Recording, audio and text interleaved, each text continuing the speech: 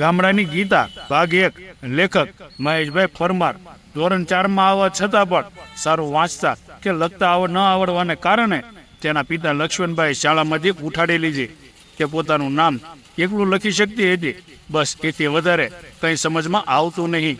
પિતા લક્ષ્મણભાઈનો વ્યવસાય ખેડૂતનો હતો. ગામમાં તેમની મોટી ખેતી હતી અને મોટા જમીનદાર કહેવાતા. તેઓ 40 વીઘા જમીન પોતાનું ટ્રેક્ટર લઈ ખેડતા અને એકલા વાવતા અને તેમના આખા ગામમાં એકો હતો.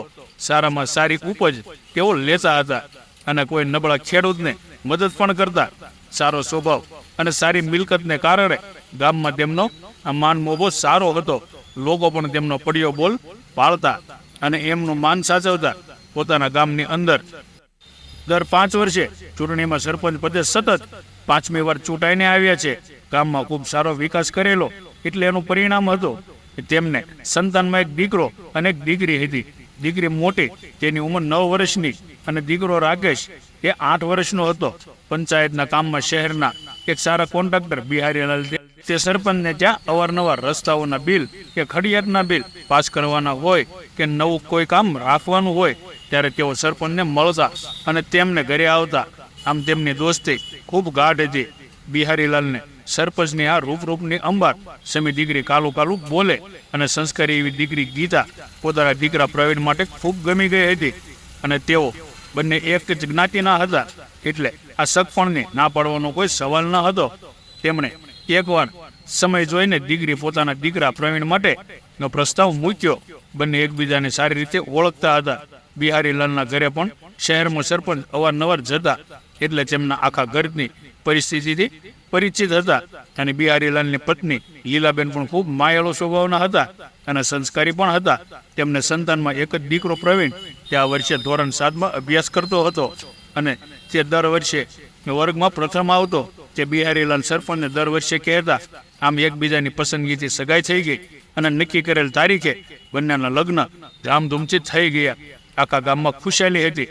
લગ્નમાં ગામના લોકો સામેલ થઈને મહાલી રહ્યા હતા. નાની ઉંમરને કારણે ગીતા તેના પિયરમાં જ મોટી થઈ હતી. આ બાજુ પ્રવીણ હવે ગ્રેજ્યુએટ થઈ ગયો છે અને તેને ગાંધીનગર સચિવાલયમાં સારી સરકારી નોકરી મળી જાય છે.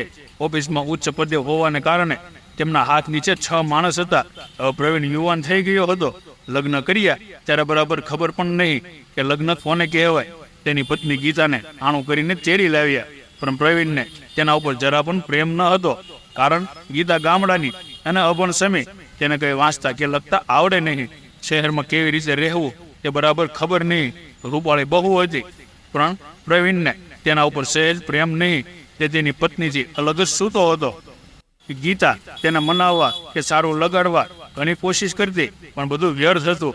તેને એમ કે કાલે સૌ સારાવાના થશે એમ એક ઊંડી આશા હતી. પ્રવીણ તેના પપ્પા મમ્મીને કહેતો કે તમે આ શું કર્યું? મને બાળપણમાં પરણાવીને મારી જિંદગી બગાડી છે. તેમણે કહ્યું, બેટા ભણીને આગળ વધજો એ તારી વહુના નસીબ છે. તમારા બંનેના લગ્ન થયા અને તારા સારા કંકુ પગલાથી તો આગળ આવ્યો છે અને આ જગ્યાએ છે તો ભૂલી ન જતો. પપ્પા મમ્મી, હવે જમાનો બદલાયો છે. તમારો જમાનો નથી. મારે મારા દોસ્તોની જેમ પત્ની સાથે હરવું ફરવું હોય, કોઈ પાર્ટીમાં પણ જવાનું થાય, પણ હું આ ગમારને ક્યાં લઈને જાઉં? મારે આવી પત્ની ન જોઈએ. મારે મારી સમોવડી ભણેલ ગણેલ અને રૂપાળી અને દરેક વાતે નંબર 1 જોઈએ.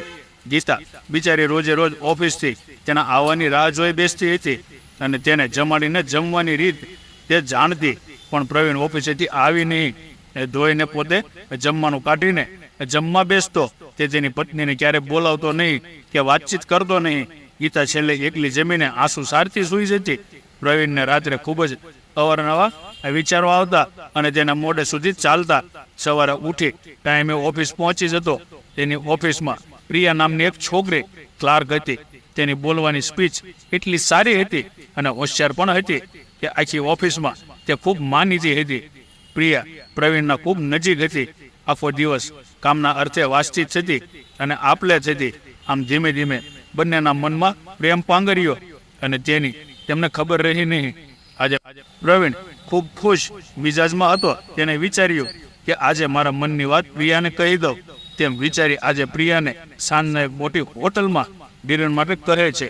તે પ્રિયા તેનો અનાદર ન કરી શકતી નથી અને સાંજે એક નામચીન હોટલમાં બંને પહોંચી ગયા અને એક ટેબલ ઉપર ગોઠવાઈ ગયા. તેમને કોઈ વેટર ઓર્ડર માટે આવે છે. પ્રવીણ મેનુ લિસ્ટ જોઈ તેમનામાંથી બંનેની પસંદગીની ડીશનો ઓર્ડર કરે છે. બંને આજે ખૂબ ખુશ છે. બંનેને એકબીજા માટે પ્રેમ છે, પણ એકબીજાને કહી શકતા નથી. અંતે હવે પ્રવીણ પહેલ કરે છે કે પ્રિયા, મારે તને એક વાત કહેવી છે. હા બોલ ને પ્રવીણ. પ્રવીણ કહે, હું તને. પ્રિયા, હા બોલ. પ્રવીણ કહે, પ્રિયા, તું મને બહુ જ ગમે છે અને હું તને ખૂબ પ્રેમ કરું છું. પ્રિયા કહે, પ્રવીણ, હું પણ તેને ખૂબ જ ચાહું છું.